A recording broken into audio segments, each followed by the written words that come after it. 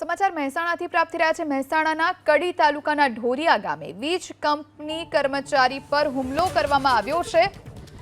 Metre બદલવા મુદ્દે કર્મચારી પર હુમલો થયો છે। માથાના ભાગે માર મારતા કર્મચારી બેભાન થઈ ગયો।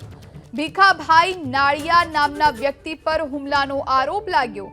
કડી પોલીસે ગુનો નોંધ્યો અને વધુ તપાસ શરૂ કરી છે। તો વીજ કર્મીને માથાના ભાગે ગંભીર ઈજા થતા તે બેભાન થઈ ગયો। ગુનો નોંધાયો છે। સમાચાર મહેસાણાથી પ્રાપ્ત થયા છે। મહેસાણાના કડી તાલુકાના ઢોરિયા ગામે વીજ કંપની કર્મચારી પર હુમલો કરવામાં આવ્યો છે। મીટર બદલવા મુદ્દે કર્મચારી પર હુમલો થયો છે। માથાના ભાગે માર મારતા કર્મચારી બેભાન થઈ ગયો।